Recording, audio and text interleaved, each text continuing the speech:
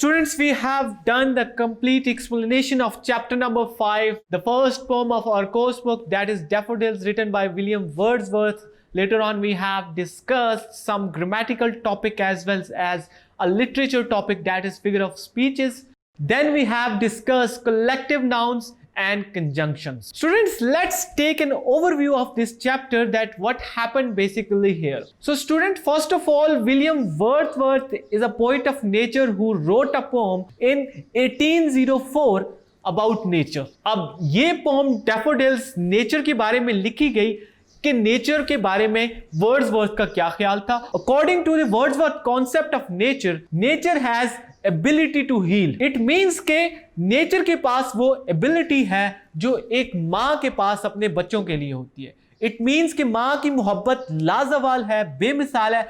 Similarly nature loves you unconditionally, वो आपसे return में कुछ नहीं लेती. सो ये पोम वर्ड्सवर्थ ने 1804 से 1807 के अरसे के दरमियान किसी भी वक्त में लिखी. अब ये पोम लिखी क्यों गई? एक दफा वर्ड्सवर्थ और उसकी बहन डॉर्थी लेक डिस्ट्रिक्ट में एक नदी के किनारे जा रहे थे, तो वर्ड्सवर्थ को नदी के किनारे आबी नरगिस के फूलों का एक झुंड नजर आ गया और उस सीन ने वर्ड्सवर्थ को इतना प्लीज किया, इतना खुश किया कि वो इतना इंस्पायर हुआ कि उस सीन की याद में उसने पूरी की पूरी एक पोएम लिख दी बाद में, जिसको हम आज डैफोडिल्स के नाम से जानते हैं. और ये पोएम रोमांटिक मूवमेंट की सबसे बड़ी पोएम भी कहलाती है. अब चीदा रोमांटिक मूवमेंट की हम लोग कैरेक्टरिस्टिक्स देख लेते हैं कि रोमांटिक मूवमेंट वो मूवमेंट थी जब पोएट्स ने अपनी सब्जेक्टिविटी पोएम्स में डालनी शुरू कर दी. इट मीन्स कि वो अपने आप को, अपने ओपिनियंस को, अपनी फीलिंग्स को, अपने इमोशंस को अपनी पोइट्री में लेके आना शुरू हो गए.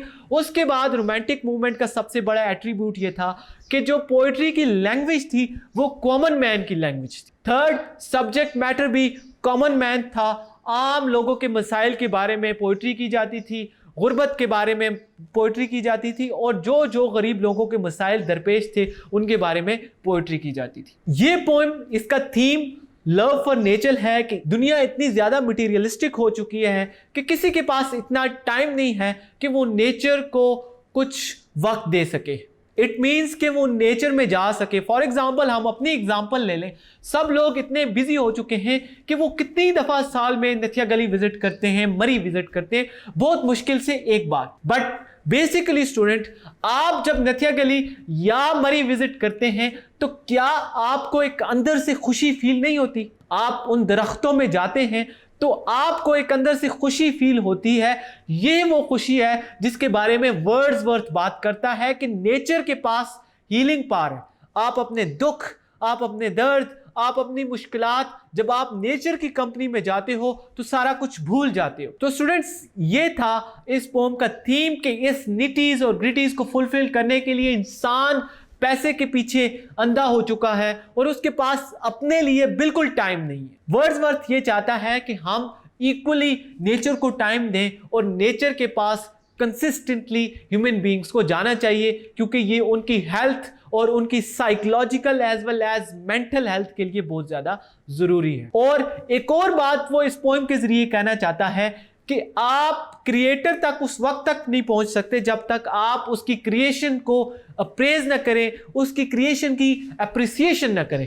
Tutoria.pk लाया पाकिस्तान के मैट्रिक और इंटर स्टूडेंट्स के लिए अपनी नौयत का पहला ई-लर्निंग प्लेटफॉर्म, जहां पे आपको मिले 18 से ज्यादा बोर्ड्स के video lectures, past paper solution, book notes, MCQs, quizzes और बहुत कुछ. आज ही हमारी वेबसाइट पर लॉगिन करें और बनाइए अपनी पढ़ाई आसान. इट मीन्स कि अल्लाह ताला ने जो कुदरत बनाई है हमारे लिए, जब तक हम लोग उसमें जाके उसको देखेंगे नहीं, उसकी तारीफ नहीं करेंगे, तो उस वक्त तक हम क्रिएटर को नहीं पहुंच सकते. सो स्टूडेंट, ये था इस पोएम का थीम. इसके बाद हमने कुछ लिटरली टर्म्स को डिफाइन किया जिनमें फिगर ऑफ स्पीचेस आते हैं. उन फिगर ऑफ स्पीचेस में पर्टिकुलरली हमने फिगर ऑफ स्पीचेस को देखा जिसमें सिमिली और मेटाफर सबसे पहले. ये दोनों टेक्निक्स दो चीजों को आपस में कंपेयर करने के लिए यूज की जाती हैं. सिमिली इनडायरेक्ट कंपैरिजन के लिए यूज की जाती है और मेटाफर डायरेक्ट कंपैरिजन के लिए यूज किया जाता है. फॉर एग्जांपल, हम किसी एक इंसान को, टीपू सुल्तान को हम लोग ले लेते हैं एक एग्जांपल. टीपू सुल्तान बहुत बहादुर थे, लेकिन हम कंपेयर करना चाहते हैं टीपू सुल्तान की बहादुरी और शेर की बहादुरी को, तो हम इसको दो तरीके से कर सकते हैं, एक डायरेक्टली और दूसरा इनडायरेक्टली।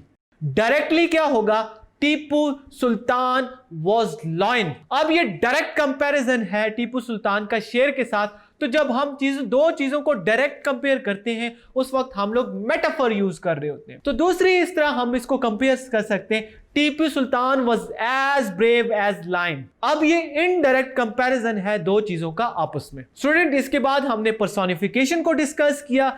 पर्सोनिफिकेशन वो टेक्निक है जब हम एक नॉन ह्यूमन चीज को एक ह्यूमनिस्टिक एट्रीब्यूट देते हैं। इट मींस कि कोई क्वालिटी जो सिर्फ ह्यूमंस में है उसको हम नॉन ह्यूमंस के साथ कंपेयर करते हैं। जैसे कि मैंने आपको पहले मिसाल दी कि अक्सर हम न्यूज में सुनते हैं कि गिलियाद में पहाड़ों ने बर्फ की चादर ओढ़ ली।